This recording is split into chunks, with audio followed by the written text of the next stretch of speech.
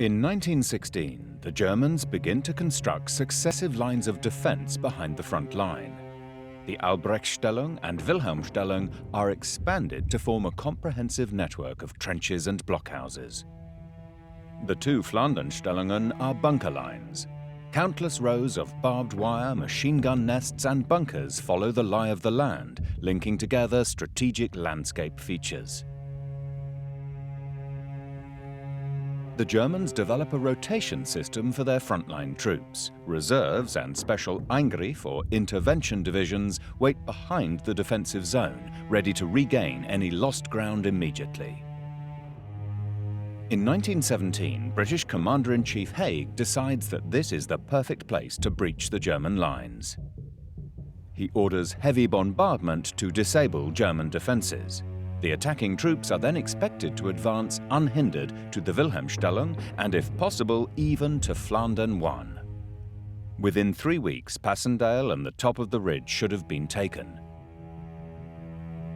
The moving up of the necessary troops is hidden from the Germans as much as possible. At Hellfire Corner, a section of the Ypres-Menin road overlooked by German positions, this is accomplished by using burlap camouflage screens.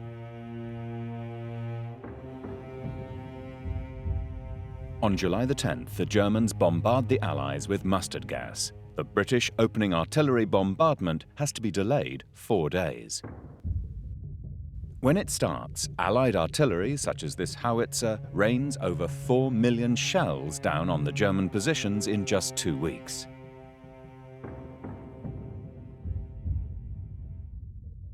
It is the most intense bombardment of the whole war. But the Allied artillery lacks the necessary precision and power. The concrete German bunkers are left intact.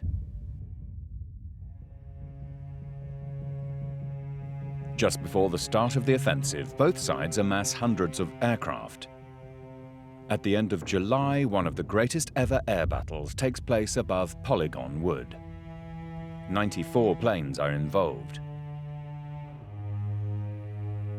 Ace fighter pilots such as Frenchman Georges Guynemer and the Germans Manfred von Richthofen, Werner Voss, Erwin Böhm, Bruno Lotze and Hermann Göring are acclaimed as heroes.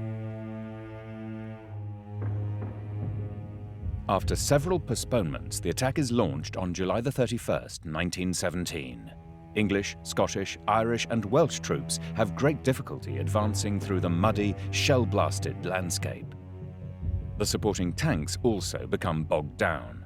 From Bellewaerde, only 1.5 kilometers of territory is gained. After 3 days, the attack stalls at the Albrechtstellung.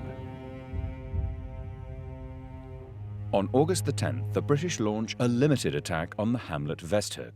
Westhög is taken, but just a few hundred meters further, the attack once again stalls. On August the 16th, Irish and Scottish troops advance from Fresenberg in an attempt to break through the Wilhelmstellung. The whole operation ends in catastrophe. After the Albrechtstellung, they become stuck in mud. The front line is now directly facing the Wilhelmstellung.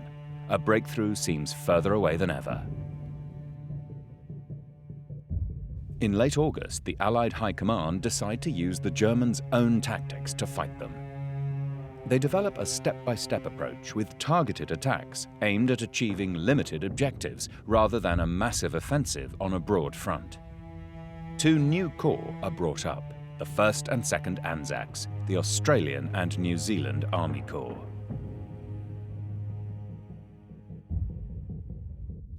Until September the 20th, there had been no advances beyond the Albrechtstellung. But now the fresh Australians, using step-by-step tactics, push straight through past the Wilhelmstellung and into Polygon Wood. This advances the front some 1,300 meters. To their left, between Fresenberg and Sonnebeek, the Scots and South Africans also have victories. The combination of new troops and different tactics appears to be successful. On September the 26th, Allied troops push through into the grounds of Sonnebeker Chateau, a territorial gain of 1 kilometer. Ahead of them now lies the Flandern 1 Stellung, and behind that the coveted ridge. The German bunkers must now be taken one by one. This is usually done by volunteers. They sneak around the bunker and overpower defenders with hand grenades, trench clubs, and knives. Such an attack requires exceptional courage. At no other battle have as many Victoria Crosses, the highest British military decoration for gallantry, been awarded as at the Battle of Passchendaele. On October the 4th, the British reached the Flandern 1 Stellung. The Germans are determined to defend that bunker line at all costs. They therefore deviate from their usual tactics and put all of their troops in the front line to counterattack. At that same moment, the Allies start shelling. The German troops are totally surprised. October the 4th is a black day for the Germans. During the Battle of Broodseinde, the New Zealanders take 's-Graventafel and the Australians advance past the Flandern 1 Stellung to take the area that is now the Tyne Cot Cemetery.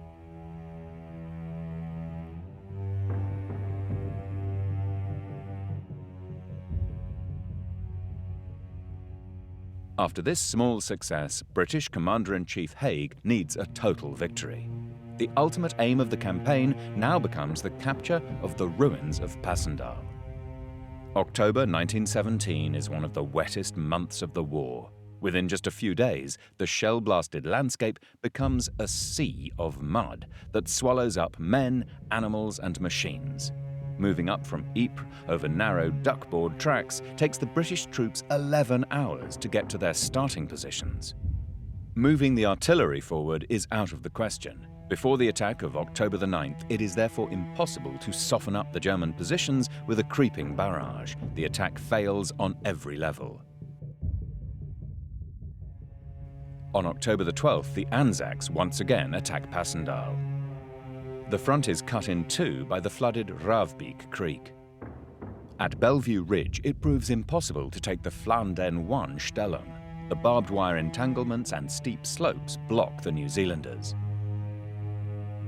Within just 4 hours, withering German machine gun fire has killed or wounded 2,700 New Zealanders. It is the bloodiest day in the history of New Zealand ever.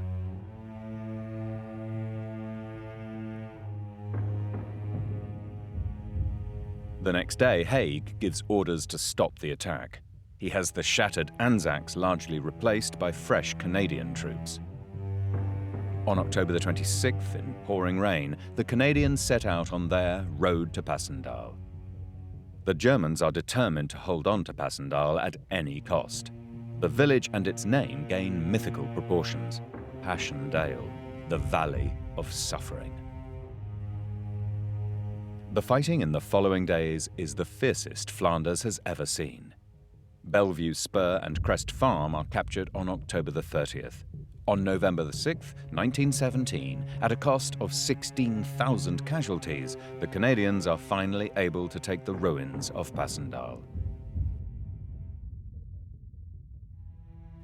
This is as far as they get. The result of the offensive is lamentable. After 100 days, there has been a territorial gain of only 8 kilometers. Losses are estimated at 245,000 Allied and 215,000 German casualties, dead, wounded, and missing. Passchendaele is the first battle in which men of so many different nations have perished on the same battlefield. It is a drama never to be forgotten. Its commemoration is an enduring call for peace and reconciliation.